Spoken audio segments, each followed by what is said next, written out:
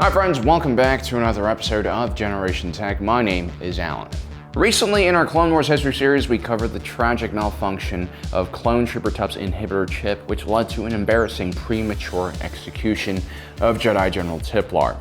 It could have really happened to anyone within the Grand Army of the Republic, and it's not something that clone troopers talk about because of the stigma surrounding it, and it's something that we're really fighting hard to change with this channel. If you or a loved one has been diagnosed with premature executions, you might be entitled to financial compensation. Premature executions are a rare side effect of the inhibitor chip secretly implanted into your head by those degenerate dolphin-like Kaminoan scientists while you were still an embryo. Premature executions can lead to increased risk of lightsaber wounds, decapitations, amputations, and even death from an angry Jedi you've just attempted to shoot in the back of the head. Please don't wait and call 1-800-DOLPHINS-ARE-BAD today for a free legal consultation and financial information packet. And that, guys, is how you use your influence to create positive change in the world. Now, throughout the entire Clone Wars, clone troopers would complain about these reoccurring nightmares. Today, we're going to take a look at why this was happening and why it wasn't just some weird coincidence.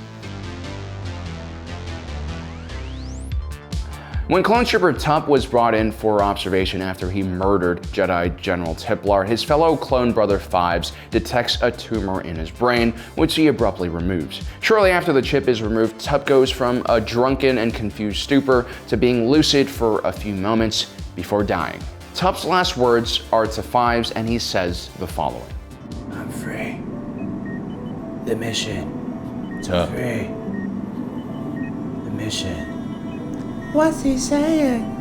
Brother, what mission? No. You know the one. The mission. The one in our dreams. Never ends. The one in our dreams. Don't trust the dolphins, Fives.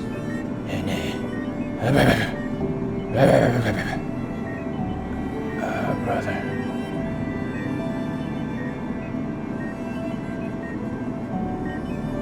This is the end. Forget the mission. The nightmare. I'm free. So Tup here is clearly having some kind of reoccurring nightmare, a nightmare that he's been having for a really long time, and he has reason to believe that Fives and the rest of the clones have it as well. And right before Fives dies, well, he says this. Brother, Fives, stay with me, Fives. Fives! Nightmares.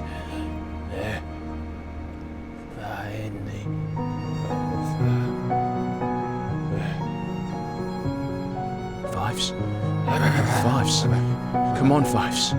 Don't go. Stay with me. Stay with me. Fives. Fives, don't go. Fives.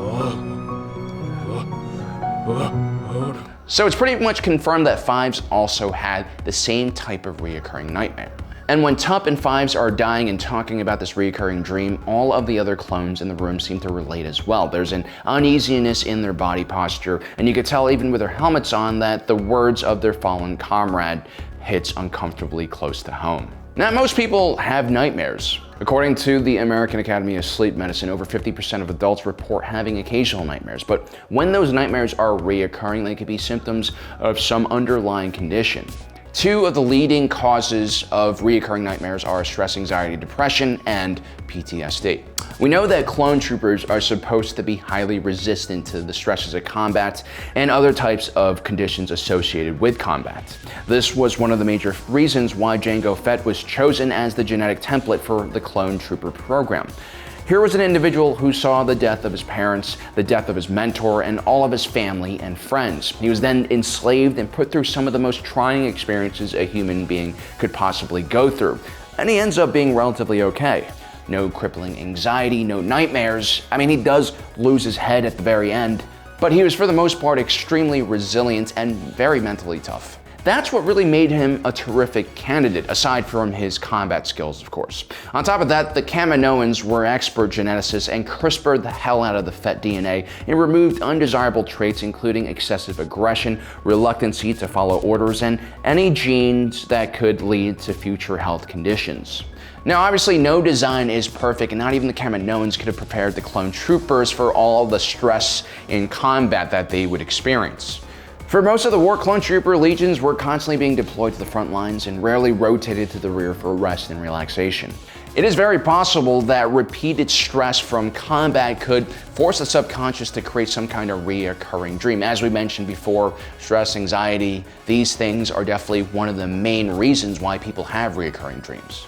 I remember as a kid spending every day of the summer at the basketball court. I'd play so much basketball that at night I would have feverish nightmares about playing basketball still. I mean, I was also going through a growth spurt and I was having like these growing pains in my legs that could have also caused nightmares, I guess. Now, these reasons could be why these clones are having nightmares. But if we take a closer look at the clones and their behavior, a lot of the circumstantial evidence points to the fact that these inhibitor chips are actually the culprit behind all of these nightmares. For one, both Tup and Fives state that they are released from their nightmares only after the chip is removed. Also, the fact that all of these clones are having the same exact nightmare means that this isn't just some kind of coincidence. There's some kind of orchestrated, darker reason why this is happening. Now, not much is known about how exactly these inhibitor chips work, so we're gonna have to speculate a little bit. These were microscopic biochips, which means that they were made out of genetically engineered cells. This made them extremely hard to detect, and it took a level 5 atomic brain scan for the biochips to actually show up. The only thing that gives them away really is that these chips are made from distinctively different genetic materials from the host clone's DNA, and so it kind of shows up in the scans as foreign material. These chips are implanted into the clones when they're still in their embryonic stage. This means that the Kaminoans must have really advanced biotechnology, which basically prevents the clones' immune systems and T cells from attacking this foreign material in their body. This oftentimes happens with organ transplants. As far as we know, Clone Trooper Tup is the only clone to have his biochip malfunction. We don't really know how or why it malfunctioned, and that malfunction also seems to have caused his death, but this is a very rare occurrence. Now, my theory on how these chips work is mainly based on where they're found. If you take a look at Fives, Tup, and later on Captain Rex, their inhibitor chips are all on the same location on the side of their head. It's in the area of the brain where the frontal lobe and the motor cortex lies. The frontal lobe is where all of our decision-making processes are located, and the motor cortex is where coordination and control over our body's movements come from. These inhibitor chips, or tumors as the diagnostic droids call them, are clearly taking over these specific regions of the clone's brain. These chips are advanced enough to actually encourage certain type of decision making, but also they can literally take over the limbs of an individual, as we see with Captain Rex. It's almost like a two-step failsafe. Rex does attempt to fight off the chip's influence, and it was that resistance that ultimately probably saves Ahsoka Tano's life. Now, if these inhibitor chips are only active when Order 66 is called, there shouldn't be any kind of long-term side effect like reoccurring nightmares. So my theory is that these inhibitor chips are designed to create new neural pathways that lead to specific type of behaviors, in this case, killing a Jedi commander. Now, our brain makes new neural pathways all the time when we do new things and pick up new skills and habits.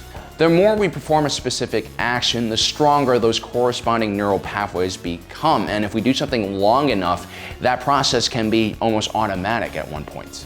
Automatic processes take significantly less brain power and focus. You can almost say that when one is doing something automatically, they're kind of like in a trance, like what Tup is in when he shoots Jedi Tiplar in the back of the head. Now, just for legal reasons, guys, I have to remind you that I'm neither a surgeon or a brain, but I did once stay at a Holiday Inn Express. Now, with something like the Order 66 protocol, what's essentially is happening in a clone's brain is that a foreign object is attempting to rewrite the brain and reprogram it. This most likely is not a very natural process and very intrusive. This is also probably why the chip is writing these neural pathways while the clone is sleeping and not conscious. This is most likely why the clones are all having the same exact repetitive dream, a dream in which they are fighting in a never-ending battle and killing and engaging an enemy, which ultimately will turn out to be the Jedi. Now, the last thing we have to consider is the fact that Tup and Fives are both relieved right before they die because they believe that these dreams and nightmares are finally over. Does that mean that these nightmares were so terrible and had such a horrific effect on their brain that they were glad that death was about to finally release them from this burden? Or does that mean that this nightmare isn't just a dream, but more like a voice in the back of their head, constantly hammering away at one neural connection that's been imprinted into their brain? This would mean that the clones are constantly under the stress of these inhibitor chips, making the quality of their lives significantly worse. This is probably one of the most messed up things anyone's ever done to the clones, and there have been a lot of messed up things done to the clones. And this is just another reason why anyone associated with this huge grand army of the Republic nightmare, whether it's the Jedi or the Galactic Republic, did deserve probably to, I don't want to say get wiped out, but there needed to be some kind of reassessment of what the hell they were doing. Anyway, guys, I hope you enjoyed today's episode. Don't forget to subscribe and hit that notification button down below so you don't miss out on the rest of our awesome content. As usual, thanks for joining us today. If you're watching this, you are Generation Tech.